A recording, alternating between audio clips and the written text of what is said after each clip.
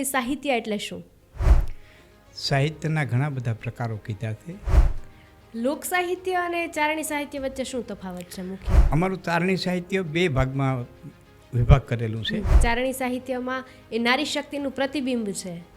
ચારણી સાહિત્યમાં નારી શક્તિના ખૂબ વખાણ કર્યા છે. ત્યારે એક જગદંબાનું જ ગીત છે, તમે ખૂબ પ્રખ્યાત છે કે માત મીણલ નાગલ કાગલ રાજલ મોગલ પીઠળ બાઈ મળી એમાં કરણની જીવણી બાલવી બલાડ મારી બૂટ ભવાની સાત ભડી વળી વિપડી દેવલ હોલવર વળી ખમા ખમા ખોડી યાર ભમે નવ લાખાઈ લો બડિયાળિયું. મેં એવું એક વિડીયોમાં સાંભળેલું હતું કે તમે એવું કહેતા હતા કે કૃષ્ણ જેવો મોટો કોઈ રાજકારણી નથી. એ રાજનીતિમાં જાય તો પૂર્ણ, એ રાસરમમાં જાય તો પૂર્ણ, એ રાજા તરીકે જાય તો પૂર્ણ, રથી તરીકે જાય તો પૂર્ણ, અતિરથી તરીકે જાય તો પૂર્ણ. માધવ નથી માગતો કરોડ રૂપિયા કીર્તાર વખતે બધો વ્યવહાર મારો સાચવી લેજે સાંભળા. કે આ દુઓ દ્વારિકાધીશે સાંભળ્યો, ખૂબ પ્રગતિ કરાવી, ખૂબ દેશ વિદેશના કાર્યક્રમો કર્યા, બંગલા ગાડી જે કાંઈ આધુનિકતા એ બધું આપ્યું, ખૂબ આપ્યું, ખૂબ આપ્યું. અને અમેઝિંગ દ્વારકાના સ્ટુડિયો પર હોય એટલે વિંજલ પર સાવ નજીક થાય. તમે અનેક એમની વાતો કરી છે. એટલે સીધા જામનગરથી વિંજલ પર આવ્યા અને અહીં બરોબર વાળુનું ટાણું હતું તો કે પધારો કોઈ પધારો, એ કે આવું નહીં, વચન દેતો આવું. શું છે કે માથું છે કે એ મારે ક્યાં બીજે લેવા જવાનું છે, એ તો મારી પાસે છે ને, મારા અધિકારનું છે ને. ત્યાં એને એક મહેમાન આવેલા વિહોત્રીથી અને એમ કહેવાય છે કે જામનગરની કચેરીમાં જામ સાહેબને કીધું, જો સાહેબ બાપ કહેતા હતા ને કે માથા દેવા ન મળી, એક નહીં આવા બે લઈ આવ્યો છું, હવે જેનું જોતું એનું ઉતારી લ્યો. ઘણી બધી વાતો કરતા હોય છો સ્ટેજ પરથી, ત્યારે ઘણી વખત તમે નટવર શબ્દનો ઉપયોગ કરો છો. એ મારા એક મિત્ર છે નટુભાઈ રણમલભાઈ ભાટુ. જ્યારે તમારા મોઢે મિત્રતાની વાતો સાંભળીએ અને સાથે જ અમેઝિંગ દ્વારકાના સ્ટુડિયો પર હોય એટલે દ્વારકા સાંભળતા જ તમારા મિત્ર કાબા પટેલ યાદ આવે. ઓહો, એ તો મૂર્તિ વિભૂતિ, એમનું આવકાર. ઘણું બધું સાહિત્ય છે પણ અત્યારે અમુક સાહિત્ય એવું છે કે જે દટાઈ ગયું છે. સાહિત્ય દટાઈ જાય છે, દટાઈ ગયું છે અને દટાઈ જાહે. સાહિત્યને સારી રીતે સમજવું તેને મેઘાણીને વાંચવા પડે, દુલેરાય કારાણીને વાંચવા પડે, કવિ કાગ બાપુને વાંચવા પડે. નમસ્કાર, આપની સાથે હું છાયા. આજે અમેઝિંગ દ્વારકાના સ્ટુડિયો પર અમેઝિંગ પોડકાસ્ટ માટે મારી સાથે એવા એક ગેસ્ટ છે કે જે સૌના ચાહીતા લોક સાહિત્યકાર છે અને સાથે જ જે શ્રીમદ ભાગવદ્ ગીતાનું પણ સપ્તાહમાં જે કથન કરે છે. એવા વ્યક્તિ છે કે જેમને હેમુ ગઢવી એવોર્ડ મળેલ છે અને સાથે જ કવિ કાગ એવોર્ડ પણ મળેલ છે. અનેક એવોર્ડોની સાથે જે લોકોના દિલ સુધી પહોંચ્યા છે, જેમણે લોકોને સમજાવ્યા છે લોક સાહિત્ય ક્ષેત્રે અને ખાસ કરીને જેમને લોક સાહિત્યનું ખૂબ સઘળું નોલેજ છે, એવા વ્યક્તિ એટલે કે લાખનજીભાઈ ગઢવી આજે મારી સાથે છે સ્ટુડિયો પર. ખૂબ ખૂબ સ્વાગત છે આપનું. જય માતાજી, જય માતા. જ્યારે અમેઝિંગ દ્વારકાના સ્ટુડિયો પર આજે તમે આવ્યા છો ત્યારે સાહિત્ય શું છે અને આજના જમાનામાં સાહિત્યનું લોકો યુવાનો સુધી કેવી રીતે પહોંચાડી શકાય, સાહિત્યના કેટલા પ્રકાર હોય છે, એ બધી વાતો જાણવી છે. ત્યારે ખાસ કરીને તો વાતની શરૂઆત કરું, તમે આટલું બધું સઘળું સાહિત્ય જાણો છો ત્યારે પહેલાં તો તમે અમારા દર્શકોને એ જણાવો કે સાહિત્ય એટલે શું? સાહિત્યના ઘણા બધા પ્રકારો કીધા છે. એમાં વૈદિક સાહિત્ય છે, પૌરાણિક સાહિત્ય છે, એથી આવતા ચારણી સાહિત્ય છે, પછી લોક સાહિત્ય છે. અને આમ તો સાહિત્યનો બેન અર્થ જ એ થાય છે સા વત્તા હિતસ્ય. જેમાં સમાજનું હિત સમાયેલું હોય એને સાહિત્ય કહેવામાં આવે.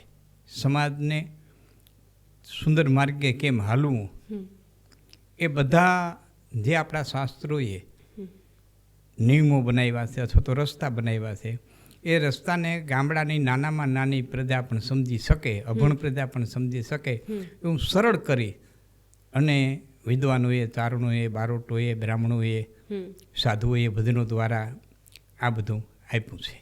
એટલે સાહિત્ય વૈદિકથી લઈ અને લોક સાહિત્ય સુધીના 4-5 પ્રકારો વિદ્વાનોએ પાડ્યા છે કે આ વૈદિક સાહિત્ય, આ પૌરાણિક સાહિત્ય, આ ચારણી સાહિત્ય અને આ લોક સાહિત્ય.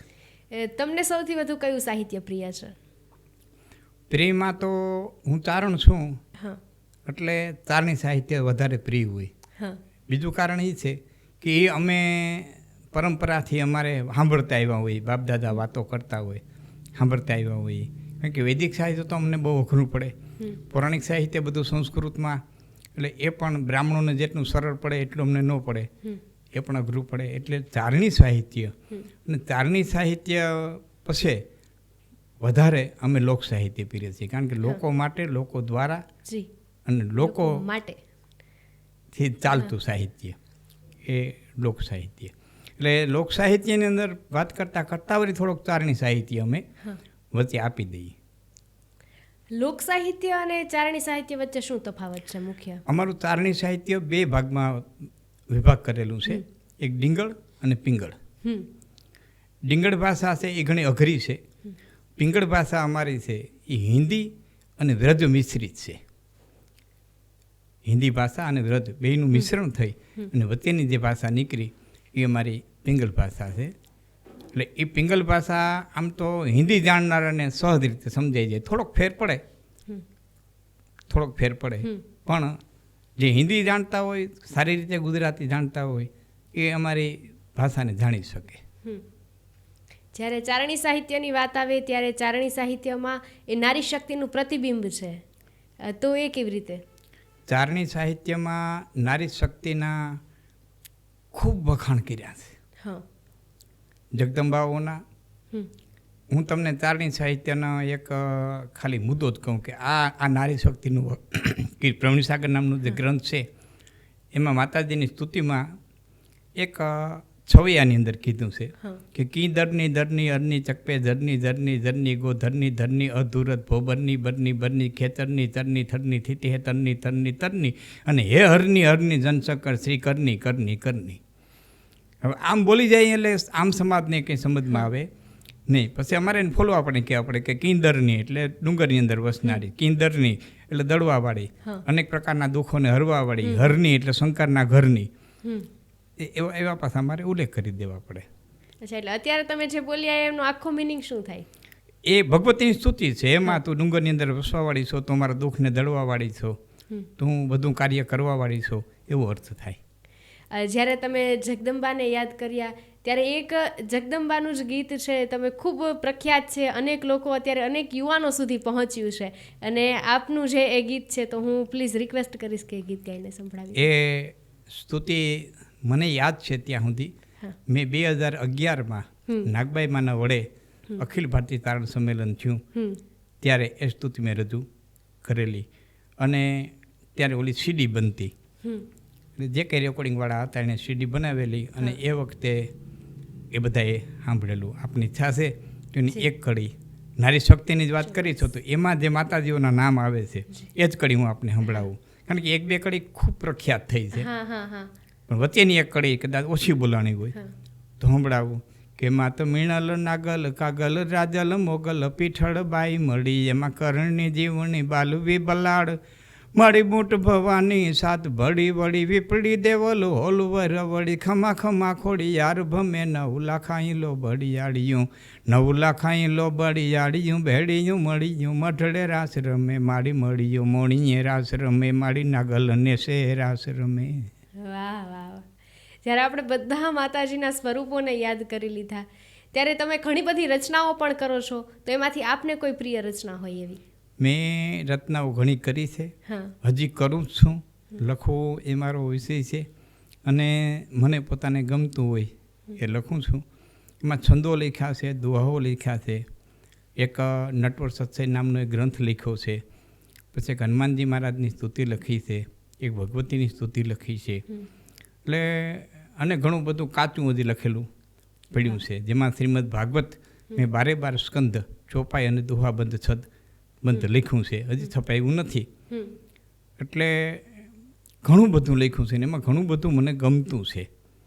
એમાં રોગનું ગીત એક પ્રખ્યાત થયું છે, પછી કળજુગનું વર્ણન કળેલાઠી કરીને કળજુગ આવ્યો એ પણ ઘણા સાહિત્યકારો બોલે છે. પણ મારે પરસોત્તમપુરી બાપુ અને બીજા ઘણા બધા કલાકારો એક મારો દુઓ ખૂબ બોલે છે, માધવ નથી માગતો કરોડ રૂપિયા કીર્તાર વખતે બધો વ્યવહાર મારો સાચવી લેજે સામડા. હવે આ દુવાની રચના ઘણા વર્ષો પહેલાં થયેલી, ત્યારે મારી પરિસ્થિતિ બહુ નબળી હતી. એ તો બારાડી મને ઘણું બધું જાણતું હોય, એ સમયના જે વડીલો હતા એ બધા મારી પરિસ્થિતિ. એટલે માણસને જ્યારે ભીડ હોય ને ત્યારે આશરો એનો પરમાત્મા. કોઈ સહકાર ન હોય ત્યારે માણસનો આધાર પરમાત્મા. અને હું હવેલી સંપ્રદાયમાં છું એટલે મને કૃષ્ણ બહુ વાલો. એટલે વારંવાર દ્વારકા આવું.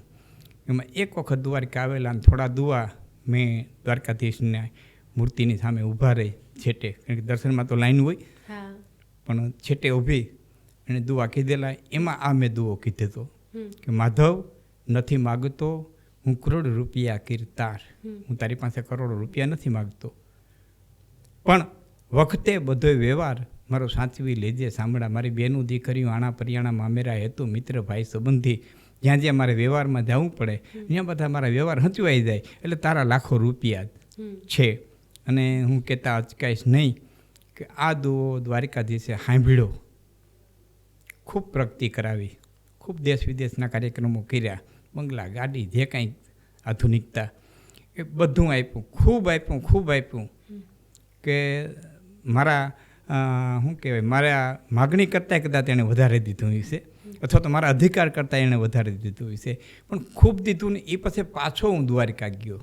આમ તો વારંવાર જાઉં, પણ દુઆ લખીને વારંવાર ન જાઉં, પણ પાછો દુઆ લખીને ગયો. એમાં મેં દ્વારકાધીશને કીધું કે તે દીધું ઘણું, મેં લીધું ઘણું, પાછું કીધું ઘણું કાન. તું દેતો ગયો, હું લેતો ગયો, ને પાછો કહેતો ગયો હજી દે, હજી દે, હજી દે. તે દીધું ઘણું, મેં લીધું ઘણું, પાછું કીધું ઘણું કાન. પણ ભૈલપવાળા ભગવાન થોડોક સંતોષ દે ને સાંભળા. કારણ કે અનુભવને અંતે સમજાણું કે સંતોષ વિનાનું સુખ ન હોય અને વૈરાગ્ય વિનાની કોઈ દી શાંતિ ન હોય. એટલે આ દુઆ રચાણો હતો ને એની પાછળ, એમ કવિતાઓ જે રચાણી હોય એની પાછળ કાંઈક ને કાંઈક ઘટના પડેલી હોય. એટલે અમારા વિદ્વાન ચારણોનું કહેવાનું એમ છે કે દુબળા કવિની કવિતા અને દુખણી બાઈનું બેડું હંમેશા માટે ઉજળા હોય. કવિ દુબળો હોય ને તો વેદનામાંથી કવિતાઓ નીકળે, અને બાઈ દુખણી હોય ને તો દુઃખમાં બેડું ગહે જ રાખે. એટલે એના જેવું બેડું, બાઈ શ્રીમંત થાય પછી એના ઠાંબડામાં કાંઈ ન હોય. એટલે આ વેદનામાંથી કવિતાઓ નીકળી હોય છે. જ્યારે તમે દ્વારકા આવો છો અને કૃષ્ણને દુહો છંદ કહો છો, ત્યારનો સમય કયા સાલનો હતો? ઓહો, એ તો મને યાદ નથી. આજથી કેટલા વર્ષ પહેલાની વાત છે? 20-25 વર્ષ તો થયા છે. આજથી 25 વર્ષ પહેલાની વાત છે. તો એ 25 વર્ષ પહેલાનું તમારું જીવન કેવું હતું? જીવન તો સામાન્ય રીતે જે હાલ્યું જતું હોય એમને હાલ્યું જતું હોય. બહુ ફાસ્ટ જીવન નથી જીવા, પણ ઈશ્વર દેતો ગયો. અને આપણે એક નાનકડું મકાન હોય, મોટું મકાન, એમાંથી મોટું મકાન, નાની ગાડી હોય મોટી ગાડી, ને એવું કરતા ગયા. પણ અત્યારે ઘણો સંતોષથી જીવન જીવું છું. એટલે તમે ક્યારથી પહેલાં સ્ટેજ પ્રોગ્રામ છે ચાલુ કર્યા? પ્રોગ્રામ એની પાછળ તો બેન ઘણી બધી એક આખી કહાની છે. આમ તો કદાચ નાના હશો ત્યારથી તમને વાંચનનો શોખ હશે? વાંચનનો શોખ હતો, પણ વાંચવા દેતા નહોતા. અચ્છા. પછી અમે અમારી ભણવાની ચોપડી હોય ને એમાં હતાડીને સાહિત્યના પુસ્તકો વાંચતા. સિંગરસિંહ બાપુના, કવિ કાક બાપુના. શું કરવા કે અમારા વડીલો એ આ ક્ષેત્ર ખેડેલું. તેથી કલાકારોનું આટલું બજેટ નહોતું, તેથી ગાડીઓ નહોતી, તેથી ખૂબ હેરાન થયેલા. વળી દુકાળો માથે દુકાળો પડતા. એટલે અમારા વડીલો એમ કહેતા અમે આ કરી લીધું છે, તમારે આ કરવાની જરૂર નથી, તમે ભણો, ખૂબ ભણો, અને ક્યાં ખુરશી ઉપર બેહો, આમાં બહુ મજા નથી. આ તો છેલ્લા 10 વર્ષમાં પૈસો દેખાણો, સ્ટેજ દેખાણું, સ્ટેજની જાગજમાટ દેખાણી, એટલે બધા સ્ટેજ ધારા વળ્યા. બાકી તે એ હેરાનગતિયું જે થયું છે ને, તો એને જેણે જંગલમાં પેલા કેળા પાડ્યા હોય ને એને ખબર હોય કેટલા કાંટા છે, કેટલા કાંકરા છે. વાહે હલવાળોને તો પછી કેળામાંથી જાયેલું જવાનું છે. પેલા કેળા પાડ્યા હોય ને એને ખબર હોય કે એમાં કેટલા કાંટા હતા, કેટલા કાંકરા હતા. એટલે આમાં આવવા નહોતા દેતા, પણ સમય અને સંજોગોએ સામાન્ય રીતે 88ના દુકાળ પછી હું 89માં ધીરો આમાં આવવા લાગ્યો, થોડો. પણ પૂજ્ય નારાયણ બાપુ, નારાયણ સરસ્વતી, નારાયણ બાપુ ભજન સમ્રાટ જેને આપણે કહીએ, એના સ્ટેજ ઉપર મને જે બોલવાનો મોકો મળ્યો 1993માં, એવડું મોટું સ્ટેજ, અને બોલવાનો જે અવસર મળ્યો ત્યાંથી જ એને કોન્ફિડન્સ કહીને કે આપણો કોન્ફિડન્સ વધ્યો અને આમાં પદાર્પણ સંપૂર્ણ રીતે કર્યું. ત્યાં સુધી તો નાની મોટી મજૂરી કરતા અને ભેરા ભેરા નાના મોટા કાર્યક્રમો કરતા. એ કઈ પવિત્ર જન્મભૂમિ હતી કે જ્યાં તમારો જન્મ થયો? મારો એ જન્મભૂમિ જુનાગઢ જિલ્લાના કેશોદ તાલુકાનું મગરવાડા ગામ, ત્યાં મારો જન્મ થયેલો. પણ મારો ઉછેર મારા મામાને ત્યાં થયેલો. અને મારા મામા છે એ પિંગળ ભણેલા અને પુસ્તકોનો ત્યાં ભંડાર ભરેલો. એટલે અને મારા મામા પાસે એટલું બધું સાહિત્યનો ભંડાર કે અમસ્તા વાતો કરતા હોય તો આપણને મજા આવે. બધા પાછા કવિઓ ત્યાં આવતા, તખતદાનભાઈ, જીતુદાનભાઈ, મોટા મોટા કવિઓ. પછી હું એને બચપણમાં સાંભળતો, ચા પાણી પાતો અને સાંભળતો. બુદ્ધિ તીવ્ર હતી, કુશાગ્ર હતી, એટલે એ બોલતા ને એ મને યાદ રહી જતું. એટલે એમ સાંભળેલું ખરું બહુ વહેલા, પણ બોલવાનો મહાવરો સારી રીતે તો મને બસ 92-93થી આવ્યો. કેટલા સુધી ભણેલા તમે? મેં 78માં સાયન્સ કરેલું. ઓહો. પણ મારે છોડી દેવું પડ્યું હતું. એની પાછળ ઘણી ઘટનાઓ બનતી હોય, પણ હવે બધા કુદરતના ખેલ છે. આમાં તો કોણ કેને ક્યાં ઉપાડીને પરમાત્મા મૂકે અને એની પાછળ કેટલા કારણો છુપાયેલા હોય એ એક અસ્તિત્વનો ખેલ જાણે. પણ આપણને જ્યાં મૂક્યા છે ત્યાં આનંદ છે. પણ એ સાયન્સ મારું વ્યર્થ નથી ગયું. આજ મને વાતો કરવામાં ઘણું બધું એ સ્વદેશના નિયમો અને જે કંઈ ટ્રિગોનોમેટ્રિક જે કાંઈ હું ભણ્યું, બાયોલોજી, કેમેસ્ટ્રી, જે કાંઈ એ મને આજે એ કામ લાગે છે. ક્યાંક ક્યાંક થોડું થોડું કામ લાગે ખગોળ ભૂગોળમાં. જ્યારે આટલી બધી તમે સાહિત્યની વાતો કરો છો એ માટેનું આટલું બધું નાનપણથી સાહિત્યનું વાંચન છે? વાંચન તો ખૂબ નાનપણથી છે. તો ઘણી બધી બુક એવી હશે કે જે તમે વાંચી હશે, તો એ બધી બુકનું પછી તમે શું કરો છો? બુકો તો ખૂબ વાંચી અને પછી એટલી બધી બુકો ભેરી પણ થઈ જાય ઘીરે કે હાથોવી ઘણી બધી આકરી થઈ પડે. પછી એક વખત એવું બન્યું કે મારે જોતી હતી એટલી બુકો રાખી અને ત્યારે મારી પાસે ઝાયલો ગાડી હતી. ઝાયલો ગાડી આખી ઠાહો ઠાઈ ભરી કે ફક્ત ડ્રાઈવર જ બેસી શકે, બીજું કોઈ ન બેસી શકે એટલી આખી ઝાયલો ગાડી ભરી અને મિનરાજ દાદુભાઈ કનારાની સ્કૂલ, બહુ વિદ્યાર્થીઓ છે અને બહુ સારી સ્કૂલ છે ગિરનારમાં, એ મિનરા સ્કૂલની લાઇબ્રેરીની અંદર મોકલાવી દીધી કે ભાઈ મારાથી હવે આ પુસ્તકો વંચવાય એમ નથી, અહીં વિદ્યાર્થીઓને વાંચવા થાય. એમાં બધા હતા, સાહિત્યના હતા, આધ્યાત્મિકતાના હતા, બધા હતા. તો પાછા ધીરે ધીરે ધીરે ધીરે ઘણા બધા પુસ્તકો થઈ ગયા. એટલા બધા સરસ સરસ મજાના તમે પુસ્તકો વાંચતા હોય અને અનેક સ્ટેજ પ્રોગ્રામ કરતા હોય, ત્યારે મેં એવું એક વિડીયોમાં સાંભળેલું હતું કે તમે એવું કહેતા હતા કે કૃષ્ણ જેવો મોટો કોઈ રાજકારણી નથી. અમારી સહદી ભાષા છે, પણ આમ ગણીએ તો હકીકત છે કે કૃષ્ણ જેવો બુદ્ધિશાળી કે કૃષ્ણ જેવો રાજ રમત કે રાજનીતિ આપણે જે કહીએ ન ભૂતો ન ભવિષ્યથી, કૃષ્ણ તત્વ જે આવ્યું છે કે જેની માથે વિદ્વાનો બોલી બોલીને થાકી ગયા છે, ફિલોસોફરો બોલી બોલીને થાકી ગયા છે, છતાં જેનો કોઈ દી તાગ આવતો નથી. એટલે જ પૂર્ણ પુરુષોત્તમ કહેવામાં આવ્યો છે કે એ રાજનીતિમાં જાય તો પૂર્ણ, એ રાસરમમાં જાય તો પૂર્ણ, એ રાજા તરીકે જાય તો પૂર્ણ, રથી તરીકે જાય તો પૂર્ણ, અતિરથી તરીકે જાય તો પૂર્ણ અને સારથી તરીકે જાય તો પૂર્ણ. ગમે એટલું બોલો કૃષ્ણ વિશે તો એમાં કોઈ દી તમારો અંત આવવાનો નથી. કૃષ્ણનો કોઈ અંત લઈ શકવું નથી. તમે ઘણી બધી વખત એવું કહેલા છો સ્ટેજ પરથી પણ કે ભણતરમાં સાથે ગીતાજીનો ઉલ્લેખ છે એ થવો જોઈએ, ગીતાજીની બુક આવવી જોઈએ, ગીતાજીનું જે જ્ઞાન છે એ બાળકોમાં પહેલેથી આવવું જોઈએ. તો એ આખરે તમે 20 વર્ષ સુધી સરકારને ટકોર કરી, લોકોને ટકોર કરી કે શ્રીમદ ગીતાજીનું જે જ્ઞાન છે એ ખૂબ જરૂરી છે જિંદગીમાં, અને અત્યારે જ્યારે ફાઇનલી ગીતાજી છે એ ભણાવવાનો નિર્ણય સરકારે કર્યો છે, એ વિશે શું કહેશો? એમાં એવું છે કે પહેલાં હું પણ માનતો, નાનો હતો ગીતા વાંચતો, નાનપણથી ગીતા વાંચવાનો મને શોખ, અને ત્યારે એટલું બધું નાયા વિનાનું ગીતાને અડાય નહીં, ગીતાને ગોખલામાં રખાય ને એવું.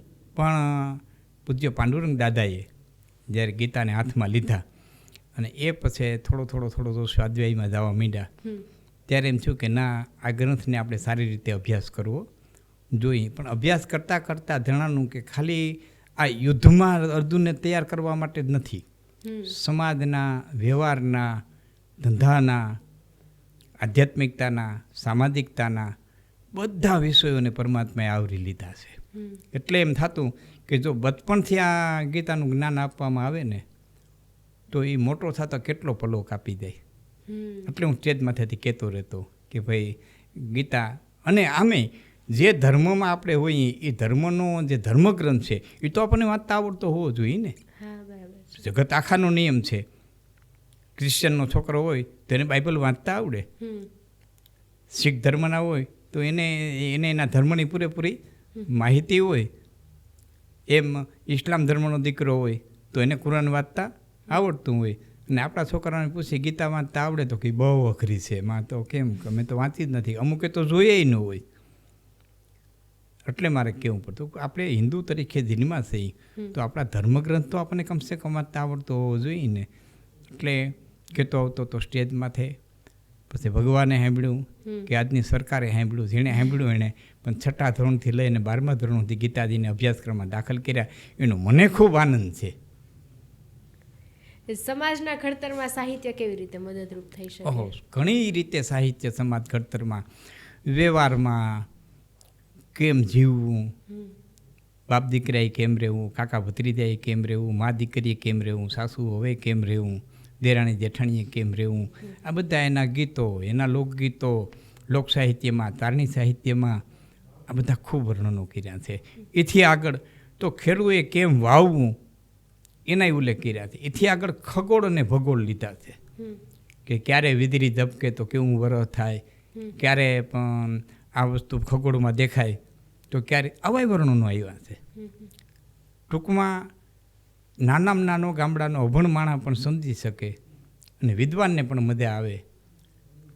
ગાંધીજી એમ કહેતા કે સાહિત્યને કહેવાય કે પાણતિયો કે કોહિયો પણ ગાઈ શકવો જોઈએ, એને કવિતા કહેવાય. ખાલી વિદ્વાન જ ગાઈ શકે એમ નહીં. કે તુલસીદાદીની ચોપાઈની જેમ પાણી વારતો વારતો મંગલ ભવન મંગલ હારી દ્રવસુ દશરથ અધીર બિહારી એ ગાઈ શકવો જોઈએ. તો આ નાનામાં નાના ગામડા સુધી પહોંચાડવાનું જો જ્ઞાન પહોંચાડવાનું કામ કર્યું હોય તો એ સાહિત્યકારોએ કર્યું છે, ભજનાનંદીઓએ કર્યું છે. જ્યારે તમે આજે રૂબરૂ આવ્યા છો તો મારે થોડી સોરઠી બારવટિયાની વાતો સાંભળવી છે. સોરઠી બારવટિયા ઘણા થયા છે અને એના ઘણા પ્રકારના નિયમો હતા. બારવટામાંય નિયમો હતા, પણ બારવટિયાઓમાં બેને આપણે નમન કરીએ, આદરણીય બધાય છે, પણ જેને સંત સુધીનું અને ભક્ત સુધીનું બિરુદ મળ્યું હોય તો એવો બૈડા ડુંગરનો બારવટીયો, નાથો મોઢવાડીયો અને એક જોગીદાસ આપા ખુમાણ, જેણે ભાવનગર સામું બારવટું ખેડ્યું હતું, એને સંતનું બિરુદ ચડ્યું છે. નાથા મોઢવાડિયાને ભક્તનું બિરુદ ચડ્યું છે. બારવટિયા હોવા છતાં સંતના બિરુદ પ્રાપ્ત કર્યા છે. કે એકાદ વખત કોઈ પરસ્ત્રી ઉપર ભૂલથી નજર નખાઈ જાય તો પોતાની આંખની માલિકો જેને ચટણી નાખી લીધી હતી એ જોગીદાસ આપા. ભાવનગર સામું બારવટું હોય, વજય સંઘિયામાં બારવટું હોય અને વજય સંઘજીના ઘીરેથી એમના ધર્મપત્ની નાનીબાનું વેરણું જાતું હોય અને કોઈ લૂંટારો એને લૂંટવા જતો હોય તો ન્યા જોગીદાસ આપા પહોંચી જાય અને હેમખેમ સુખરૂપ એ જેના હું બારવટો ખેડે છે એમના ધર્મપત્નીને એ ભાવનગર સુધી મૂકી આવતા હોય. આ બધી તો ખાનદાનીની વાતો છે. બારવટું બારવટાની જગ્યાએ છે, નીતિની જગ્યાએ છે. આવા નીતિમાન બારવટા ત્યાં ખેલી ગયા ઘણા, આપણા રામવાડા ખેલી ગયા, બીજા ઘણા બધા બારવટિયા થઈ ગયા, પણ ભક્તનું અને સંતના બિરુદ આ બેને મળ્યા છે. જ્યારે દેવભૂમિ દ્વારકામાં હોય અને અમેઝિંગ દ્વારકાના સ્ટુડિયો પર હોય એટલે વિંજલ પર સાવ નજીક થાય. તમે અનેક એમની વાતો કરી છે. વિંજલ પર ગાગિયા પરિવાર, આમ તો મારું સાસરું છે ને એ લીલા પરિવાર છે, ગામ સેગ્રસ, એ મારું સાસરું છે. અને અમારા જે જજમાનો હોય, દાખલા તરીકે મારી જે અટક છે તો અમારા જજમાનો દાખલા તરીકે હોય તો મારા જજમાનો છે બારડ, હોલંકી, રામ અને બાકુ, આ 4 મારા યજમાનો છે. તમારા નજીક હુતારિયા હેવા પટેલને જે હતા નારાયણ મામા અને એનો પરિવાર આજે બધો છે, તો એ અમારા જજમાન. એમ અમારો આ ગાગિયા પરિવાર છે ને એ મારા સાસરી પક્ષના જજમાન હતા. એટલે એ વિરમદળ આવતા, પછી અહીંયા વિંદર પર આવતા અને એ 2 ફોટા મેં જે રવાના કરેલા રામ ગાગિયાના એમના ચોપડામાં એ ફોટા છે. ત્યાંથી મને ફોટા મળેલા અને એ ફોટા મેં ફેસબુક ઉપર રવાના કર્યા હતા. અને રામગાગીએ જે માથાનું દાન દીધું એ આખી વાર્તા મેં ત્યારે કરેલી. એ વાર્તા ટૂંકમાં જણાવી દો ને. હવે ટૂંકમાં તો શું છે કે એમ કહે છે વાર્તાકારો કે જામનગર મહારાજા એમ કીધું કે ચારણોના વેણમાં હવે એવી તાકાત નહીં હોય અને હવે એ સદયુગમાં બધું હતું, વેણ ઉપર માથા દઈ દેતા. ત્યાં અમારે ભાગાબાપા નામના એક ચારણ હતા. એમ કીધું કે નાના હજી પૃથ્વી બાંધણી ન હોય, ધરા ઉપર ન હોય, ધર્મના થાંભલા તો આપ જમીન થાય ભેળા, ક્યાંક ને ક્યાંક હોય, કે હોય તો ગોતી આવી દો. એટલે સીધા જામનગરથી વિંદર પર આવ્યા અને અહીં બરોબર વાડુનું ટાણું હતું. તો કે પધારો કવિરાજ પધારો. એ કે આવું નહીં, વચન દેતો આવું. કે વચન તો બાપા પૂરું થાય એવું છે તો હું દઉં, આપના તારા તો ન લાવી દઉં, કારા માથાનું માણસ છું કે ના તારા થાય એવું છે. રામગાગ્યા તો જ તારી પાસે આવ્યો હું. કે તો દીધું, પણ પેલા આવો. પછી ઘોડેથી હેઠા ઉતરા ગયા અને જમી લીધું. પછી કીધું બોલો કવિરાજ શું છે? કે માથું છે. કે એ મારે ક્યાં બીજે લેવા જવાનું છે? એ તો મારી પાસે છે ને, મારા અધિકારનું છે ને. ત્યાં એને એક મહેમાન આવેલા વિહોત્રીથી.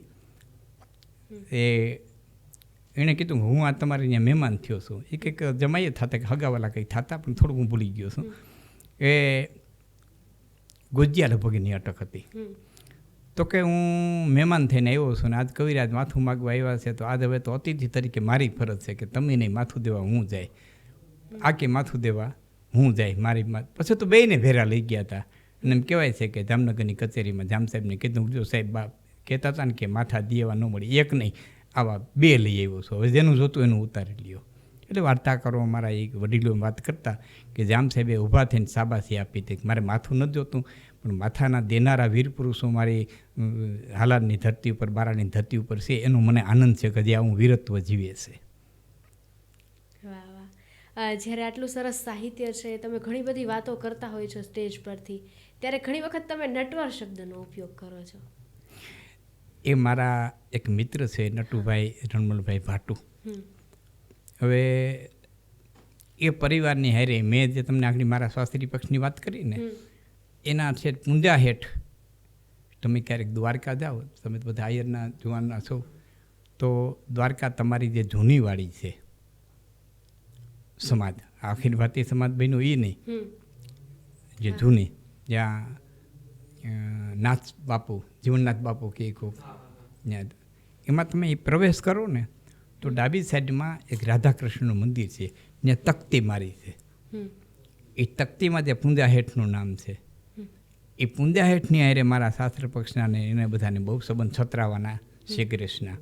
એ પૂંજા હેઠના 2 દીકરા, ભાઈઓ હેઠ અને એભો હેઠ, અને એભા હેઠના દીકરા રણમલભાઈ અને એના દીકરા નટુ ભાટુ. એટલે આ મારી બધી પરંપરામાં ઓળખાણો હાલી આવતી. પછી મારે એમના વિશે કંઈક એટલે એમની મેં પ્રશસ્તિ નથી કરી, ક્યાંય એમના વખાણ નથી કર્યા, પણ કોઈ પણનું મારી પાસે જે વાતે નહોતું એનું જે જ્ઞાન કે વિવરણ કોઈને નિમિત્ત બનાવવો પડે, તો એક વ્યક્તિને નિમિત્ત બનાવું તો હું એને બધું કહી શકું ને કે આમ કરાય, આમ કરાય, સમાજે આમ રહેવાય, આમ. તો મને એમ થયું કે આ સમજદાર માણસ બહુ છે ને અમને નિમિત્ત બનાવો, પણ નટુ શબ્દ ભળે નહીં બહુ દોવામાં. પછી મને ખ્યાલ આવ્યો કે એને સાસરવેલમાં એને નટવર તરીકે બોલાવે છે, એટલે મારા દુવાની અંદર બધે નટવર શબ્દ લખ્યો છે. ક્યાંક આહિર લખ્યો છે, ક્યાંક વેકરી નિવાસી લખ્યો છે, એવું તો ક્યાંક ભાટુને લાખણ ભણે એમ લખ્યો છે. પણ 700 દોહાનો ગ્રંથ, જેને અમારી ભાષામાં સત્સઈ કહેવામાં આવે, સંસ્કૃતમાં એને સપ્તસતી કહેવામાં આવે. ગીતા છે એ સપ્તસતી છે, 700 શ્લોક છે. ચંડીપાઠ છે સપ્તસતી છે, એમાંય 700 વખત આહુતિ આપવામાં આવે. એમ અમારા સાહિત્યમાં 700 દુહા હોય એટલે એને સત્સઈ કહેવામાં આવે. એટલે એ દુહા બધા નટવરના નામે આવે છે. એ મારા પરમ મિત્ર નટુભાઈ રણમલભાઈ ભાટુને સંબોધી અને મેં લખ્યું છે. જ્યારે તમારા મોઢે મિત્રતાની વાતો સાંભળીએ અને સાથે જ અમેઝિંગ દ્વારકાના સ્ટુડિયો પર હોય એટલે દ્વારકા સાંભળતા જ તમારા મિત્ર કાબા પટેલ યાદ આવે. ઓહો, એ તો મૂર્તિ વિભૂતિ, એમનું આવકાર, 5 પેઢીના અમારા સંબંધો. દેહુર બાપા, કાબા પટેલ, એના દીકરા ગોવિંદભાઈ, એના દીકરો ભાઈ અરહી, એનો દીકરો શિવાંશ. પણ મારા બાપુને એ મેં થોડીક વાર પહેલાં કીધું ને કે આ ગાગિયા પરિવારમાં મારી સાસર પક્ષના જાતા, તો એ એમના ભેરા એમને સાહિત્ય ન આવડતું, મારા બાપુને ભેરા લઈ જતા.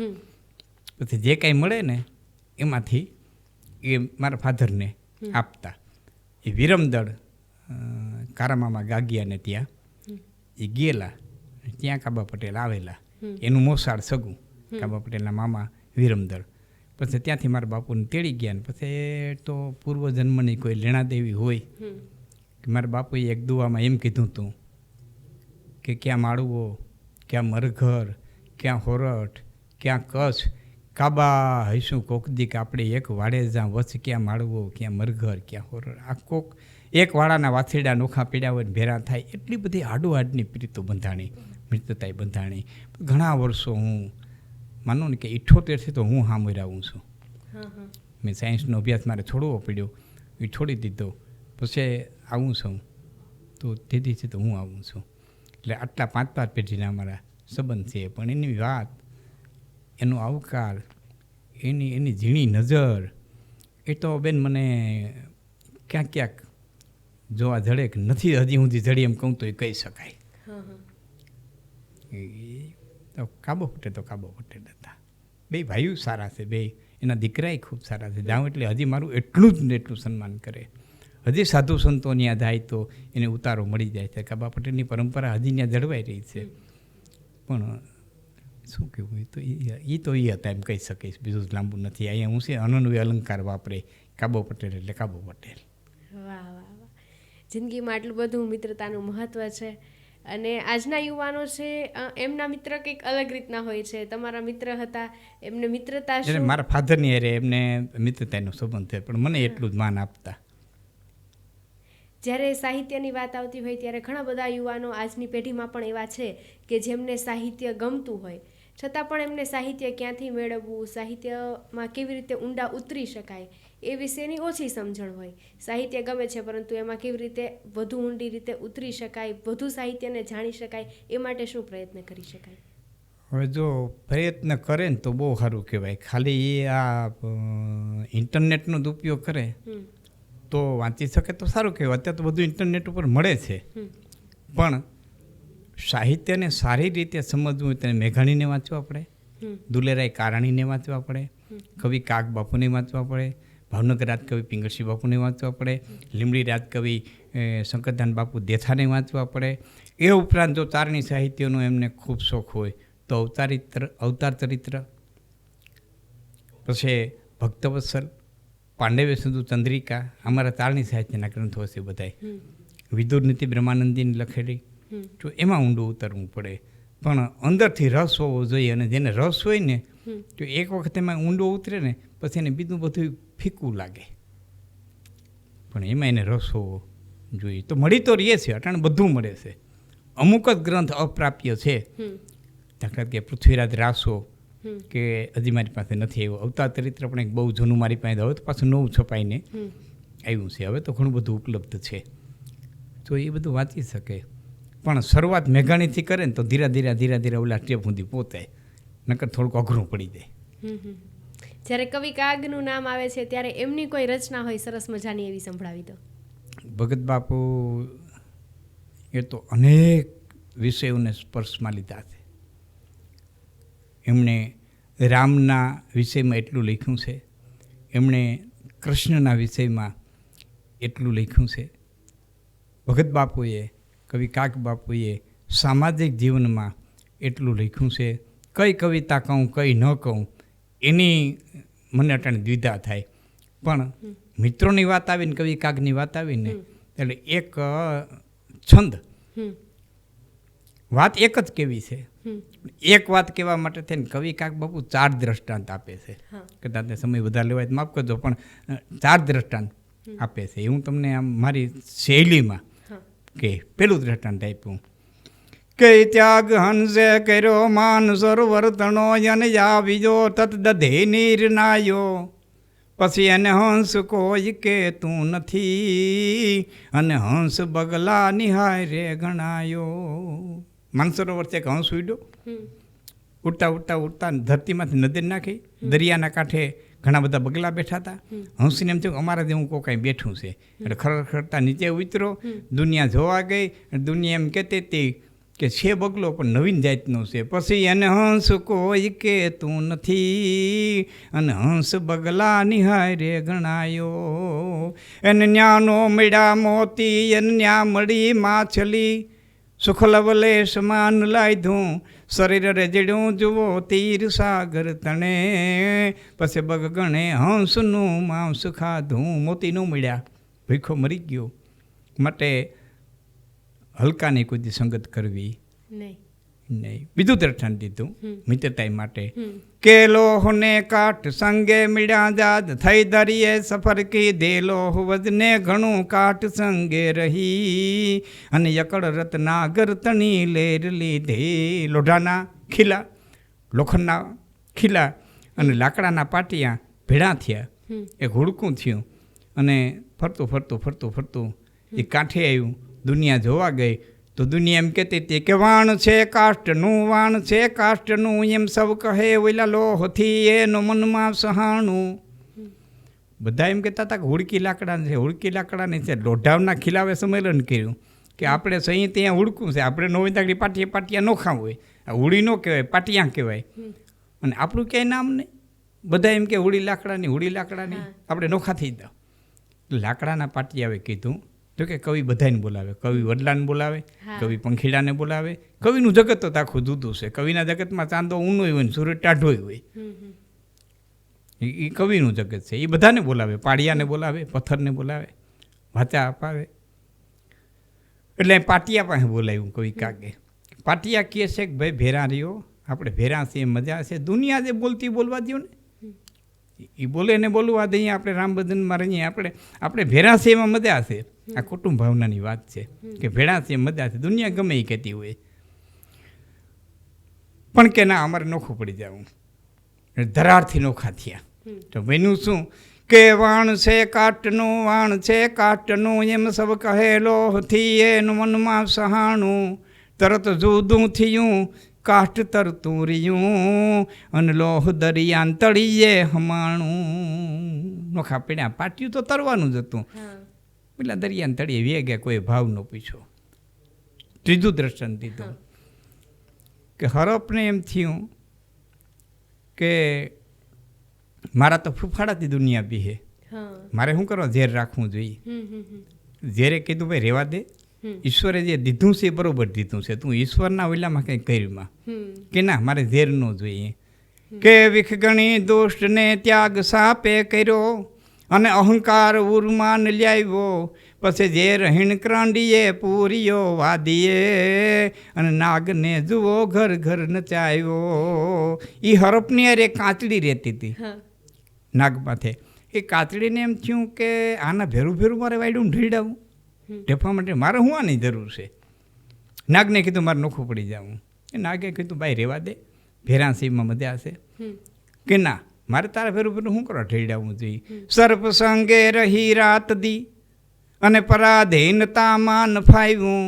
નાગથી જેમ જુદી પડી કાચડી પછી ઉંદરોએ બિછાનું બનાવ્યું. હરપમાંથી હતી, નાગમાંથી હતી, ત્યાં સુધી માણાની તાકાત નહોતી કે એને આંગળી અડાડવા જાય. પણ નોખી પડી પછી ઉંદેડા છોકરાઓના ઓશિકા કરવા દરમાં ઢેડી ગયા. આ 4 દ્રષ્ટાંત આપી અને કવિ કાક બેન આ સમાજને એમ કહે છે કે ત્યાગ કરશો નહીં કોઈ સજનતણો, દેહના તેજ અંગે પ્રકાશે.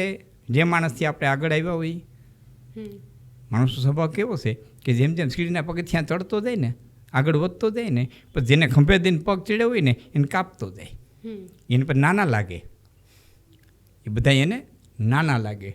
પણ જે ટોચે પોતાડ્યો હોય ને એમાં પાયાના પથ્થર ઘણાય હોય કે જેને ખંભે પગ દઈને ચીડ્યો હોય, પણ નગુણા હોય એને છોડી દે. એટલે કવિ કાગ ના પાડે છે કે તમે છોડતા નહીં. ત્યાગ કરશો નહીં કોઈ સજનતણો, જેહના તેજ અંગે પ્રકાશે. સજન મિત્ર અને સ્થાનના ત્યાગથી પછી દુઃખના ઘોર વાદળ છવાશે. માટે ગુણ ગણી રાખજે કાગ તું મિત્રના, મિત્રના ગુણગુણ જ જોઈજે.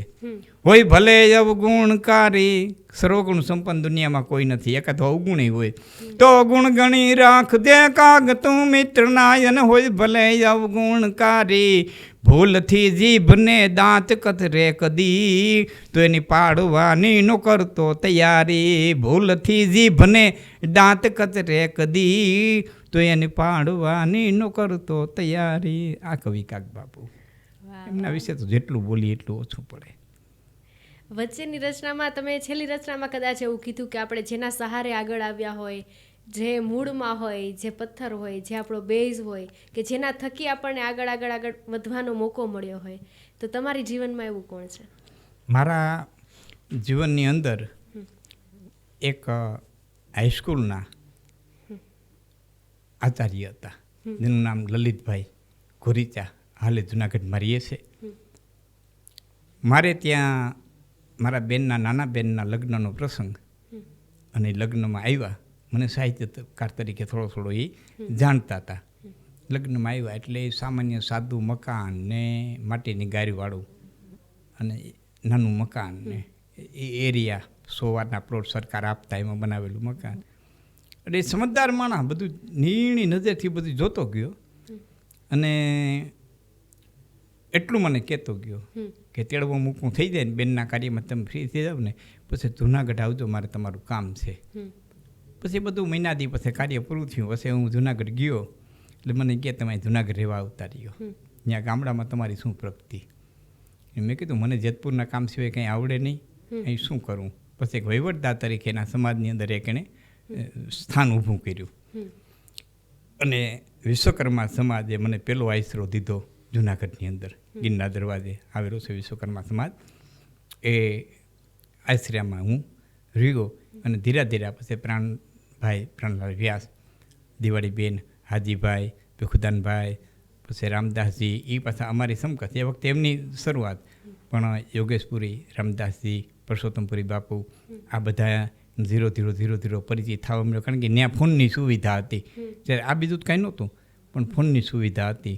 એટલે એમ હું ચોક્કસ કહી શકીશ કે એ વ્યક્તિનો મારી માથે બહુ મોટો ઉપકાર છે.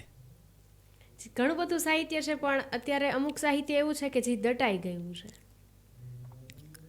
સાહિત્ય દટાઈ જાય છે, દટાઈ ગયું છે અને દટાઈ જાહે. જો સાંભળનારો વર્ગ છે ને એને યથાયોગ્ય રીતે સાંભળશે નહીં, અને સાંભળનારા વર્ગને ખાલી હા ને હી જ કરવું હોય ને તો સાહિત્ય દટાઈ જાય. કારણ કે એક દાખલો તમને આપું કે આ ભાઈઓ અહીં બેઠા છે, હું એક સાહિત્યની વાત કરું, રામ ગાગ્યાની જ વાત આપણે તમે આગળ પહેલાં કરાવીને કે પછી તમારા ભાઈ બેરાજુ રામસિંહ પટેલ, જેને હાથીને પરણાવ્યો અને એનું ઘર બંધાવી દીધું અને 20 વીઘા જમી દીધી, એ આ બેરાજુ રામબાપા ચાવડા. તો એ વાત અમે માંડીએ અને સમાજ સાંભળે, રામગાગ્યાની વાત માંડો અને સમાજ સાંભળે તો બીજી વખત હું રામ ચાવડાની વાત લઈને આવું. પણ ન સાંભળે તો બીજી વખત જના નીકળા જોખ લઈને જ આવું ને કે કેને પડી છે, હું સાંભળ, શું કરવા એટલી મહેનત કરવી જોઈએ? એના કરતાં 2-4 કલાક સાબુદ્દીનભાઈને સાંભળી લઈએ, 2-4 કલાક ધીરુભાઈ સરવૈયાને સાંભળી લઈએ, એટલે આપણને 1-1.5 કલાક મટીરિયલ મળશે. કોણ થોથા ફફોરે?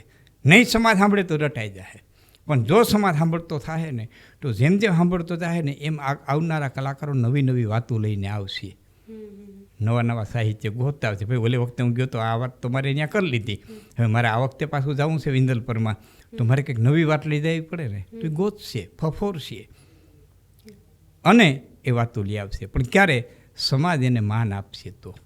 અમારે એક વખત એવું બનેલું, મારો કાર્યક્રમ હતો, કાર્યક્રમ પૂરો થયા પછી ખૂબ શ્રીમંત માણસો હતા સુરતની અંદર, એમણે મને નટુભાઈને કીધું, નટુભાઈ આ બધું સાહિત્ય, નટુ ભાટુને કીધું, નટુભાઈ આ સાહિત્ય બધું જીવતું રહેવું જોઈએ, આવું સાહિત્ય પાછું મળશે નહીં. એટલે નટુભાઈએ સરસ ટકોર કરી કે સાહિત્ય તો જીવતું રહે, પણ એના પહેલાં સાહિત્યકારને જીવતો રાખવો પડશે, એને આર્થિક રીતે સદ્ધર કરવો પડશે. એ આર્થિક રીતે સદ્ધર હશે તો એ આ સાહિત્ય પીરસી શકશે, નકર તો મૂકીને બીજા ધંધેવિયા જાય. એટલે સમાજની પણ ફરજ છે કે સાહિત્યકારને જીવતો રાખવો. સમાજની એ પણ ફરજ છે કે સાહિત્યને જીવતું રાખવું હોય તો એ સાહિત્યને એને સાંભળવું.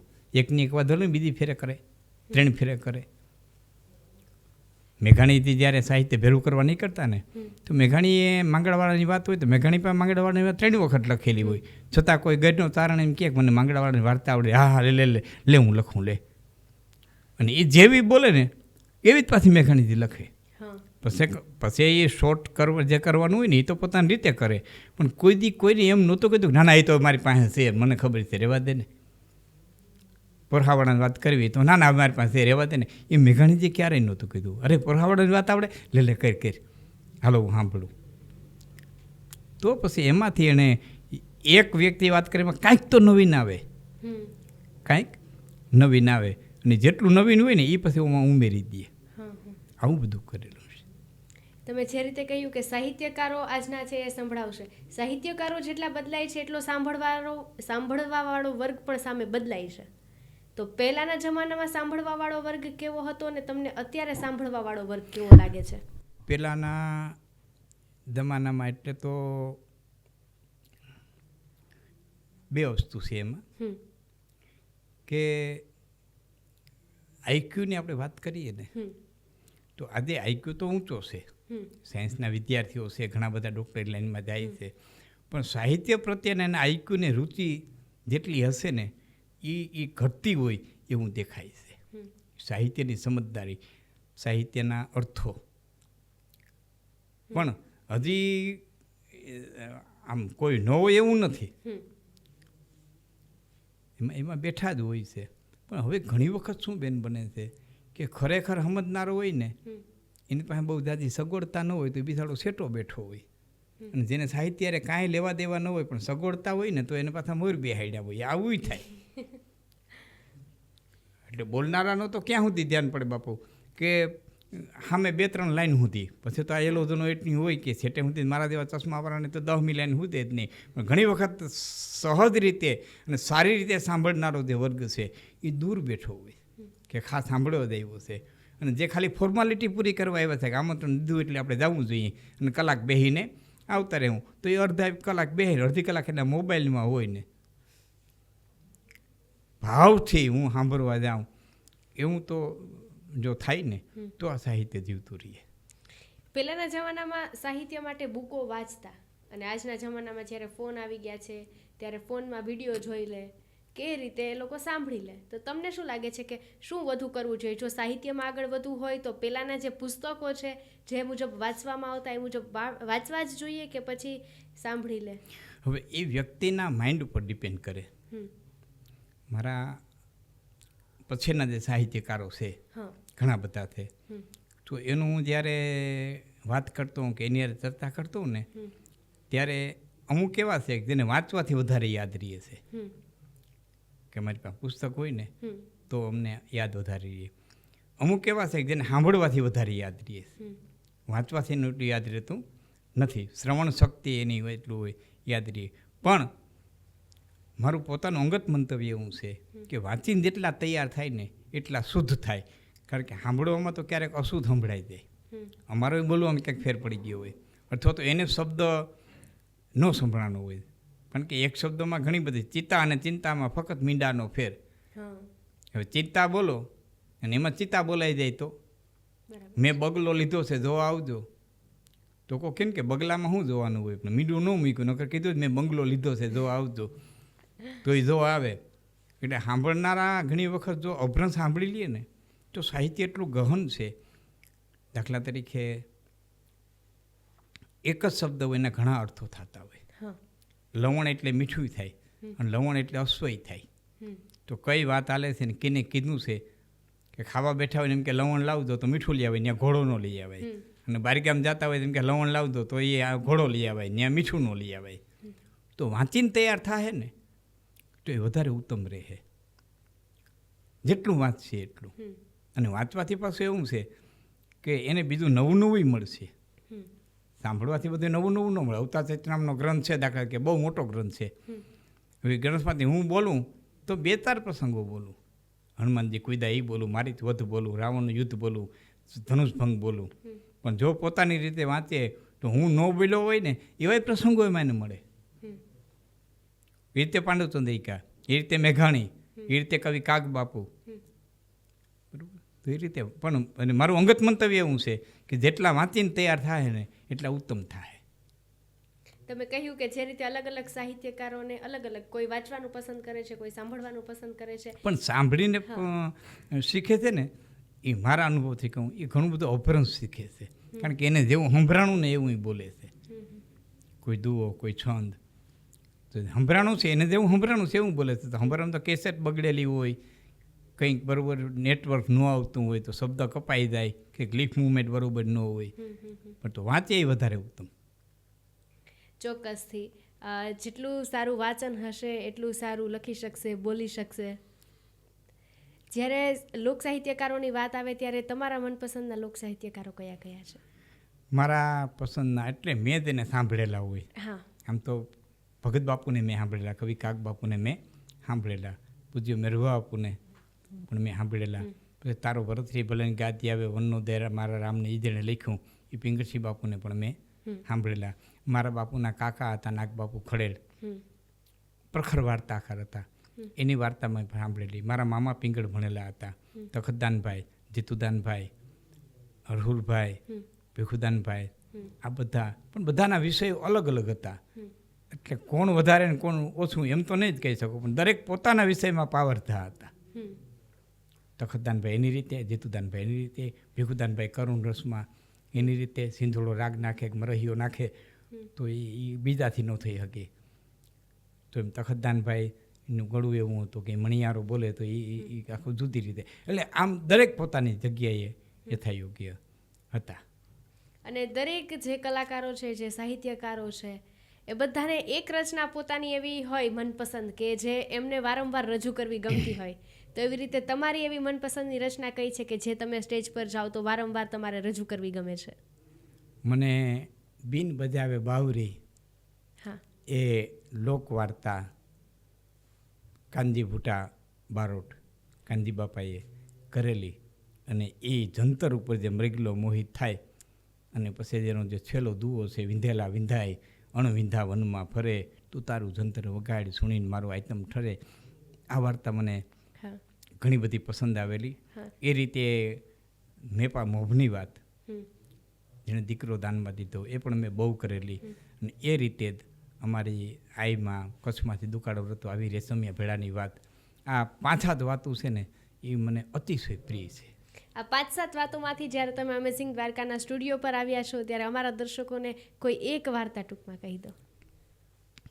હવે બેરાદાની ધરતી ઉપર રામજી પટેલ ચાવડા સવારનો પોર અને ઘોડી લઈ અને હાથીનું શિરામણ દેવા ગયા. હાથી છેડે બેઠો રોતો હતો. એટલે કીધા, છોરા કેમ હાથી ઊભું છે અને તું રોશો? કે પટેલ, મારા સાસરાએ મારો સંબંધ તોડી નાખ્યો અને એ દીકરી બીજે દઈ દે છે. કે કેમ? કે મારે નંબરે સીમમાં છેડો ગામમાં પેઢો હાથી પણ કરું, મારે મકાને રહેવા નથી, એ જમીને નથી, તમારા ભેરો હાથી રહું છું.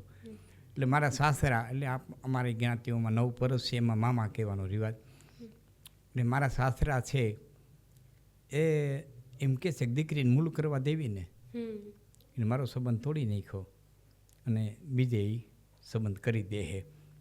એટલે મને આ સાંભળ્યું ને તે આહુડા આવી ગયા. એટલે કીધું, સોરા શિરામણ કરી લે, તું શિરામણ કરી લે, હું હમણાં આવ્યો. એમને શિરામણ દઈ, એ જે ગોળઘી રોટલી જે કંઈ ભાતળિયામાં બાંધેલા હતા એ દઈ, અને એને ખબર હતી ક્યાં સંબંધ કર્યો હતો. એ ઘોડી લઈ અને સીધે સીધા આ હાથીના હાહરાને ત્યાં ગયા અને કીધું, ભાઈ આમ વાત મેં સાંભળી, સાચી વાત છે કે પટેલ શું કરું, દીકરીને હાવ મૂલ કરવા દેવી? કે વાત તો એટલી જ છે ને, દીકરી મૂલ ન કરવા પડે એટલી.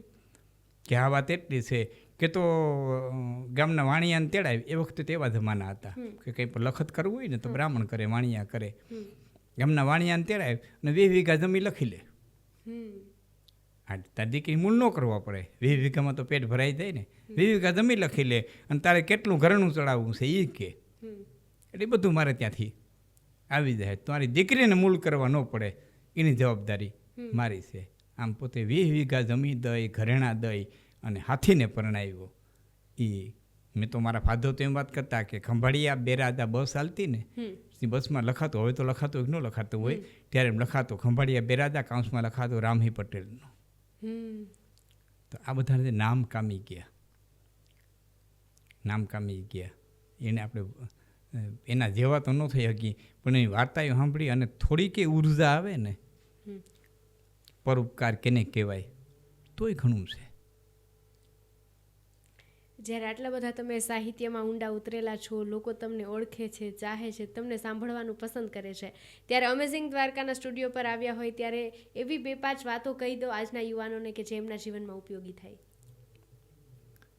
હવે વાતો તો ઘણી છે અને સમજદારી હોય તો અનેક વાતો એને મળી જાય, પણ મુખ્ય વાત સમજદારીની છે. એના માટે હું દુઓ કહું કે કાહે કણનો નીપજે અને ખર કેકાણ ન હોય. શેરડીની માથે ફૂમકા થાય એને કાહિયા કહીએ અમારે.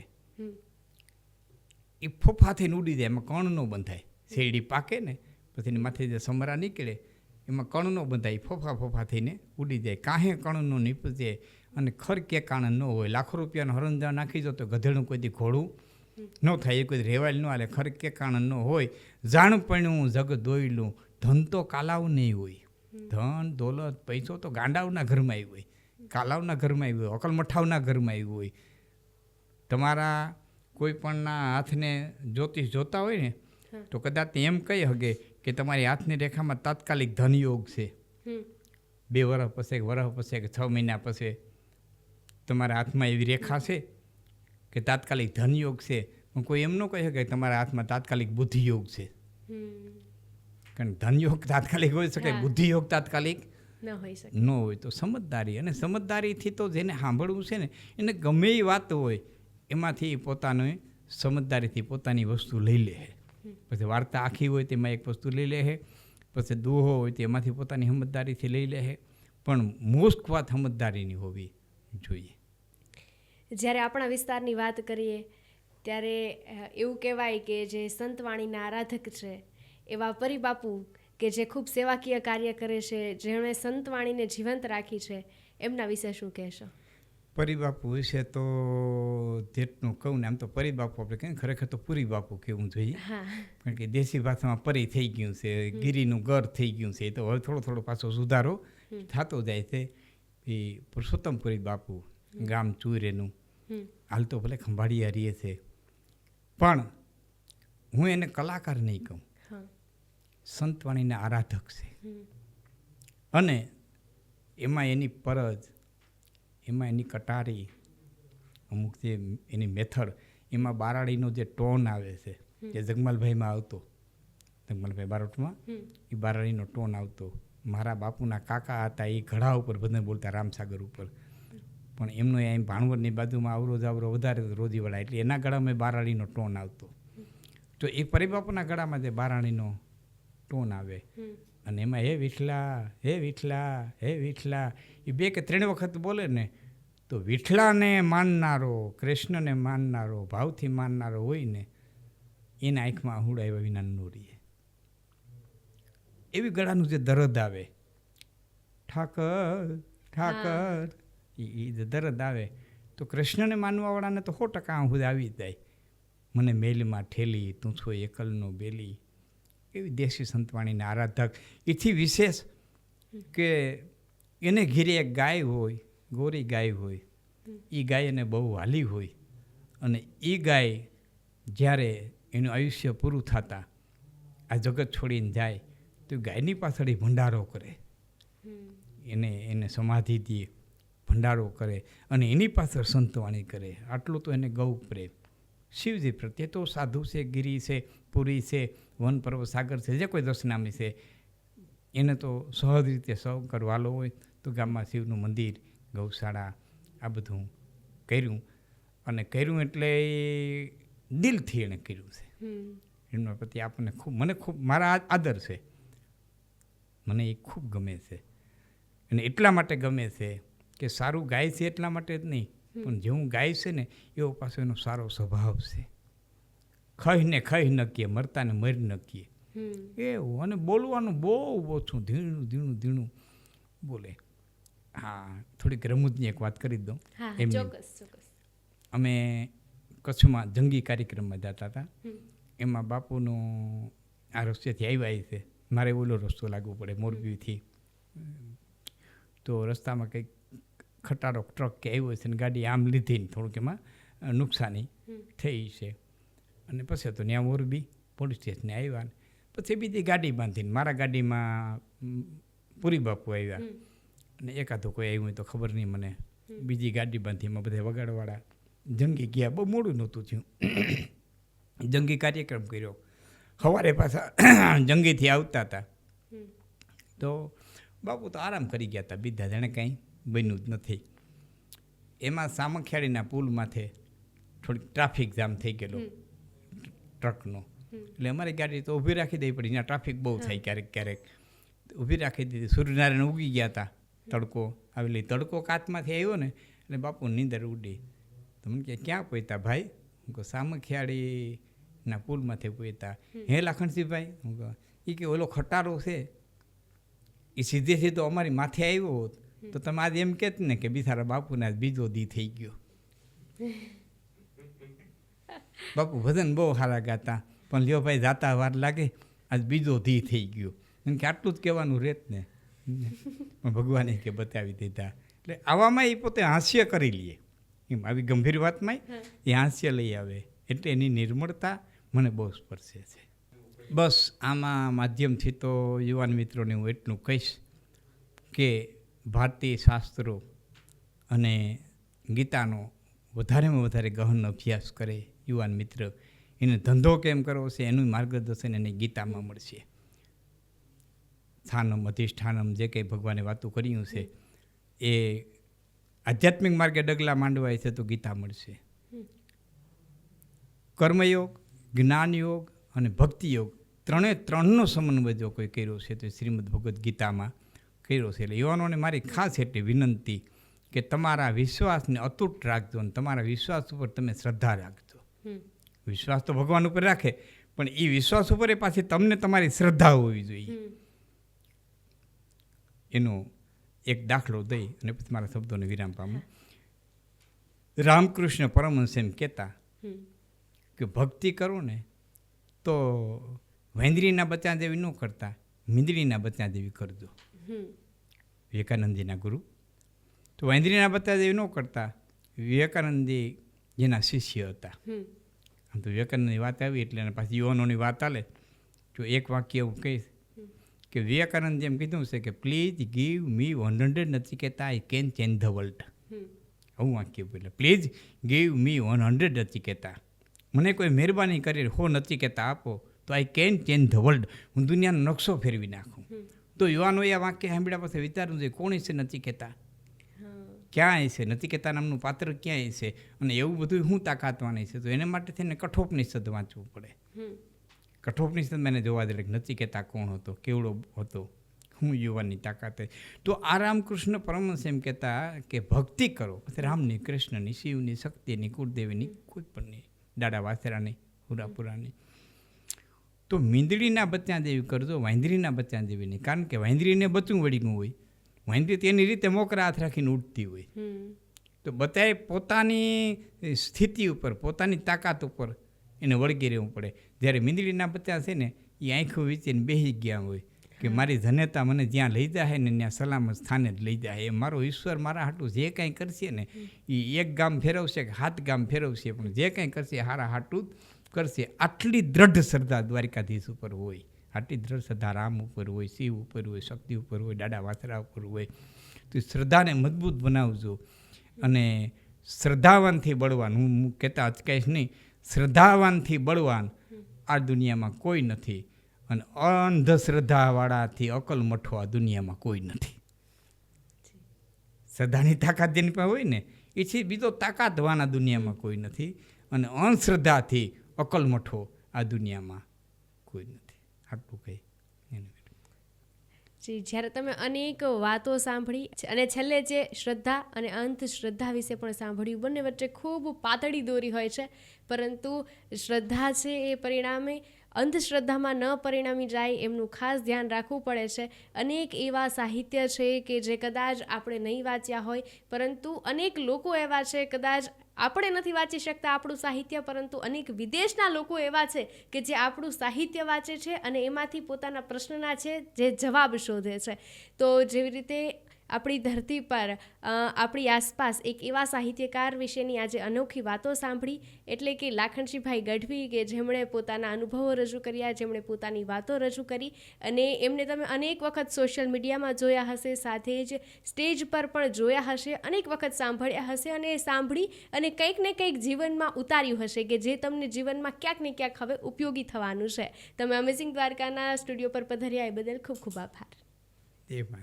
એ માતાની આ તમારું એમેઝિંગ, મને નામ તો નહીં, અમેઝિંગ સ્ટુડિયોએ મને બોલવાનો અવસર આપ્યો અને આપે પ્રશ્ન બધા કર્યા, ખૂબ સુંદર કર્યા. એનાથી ખૂબ હું રાજી છું. જે જરૂરી હતા એવા બધા પ્રશ્નો કર્યા અને આ સ્ટુડિયોએ મને આમંત્રિત કર્યો એ બદલ એમનો પણ ખૂબ ખૂબ આ બધા યુવાનોનો, સ્ટુડિયાવાળા ભાઈઓનો આભાર માનું છું. જય માતાજી.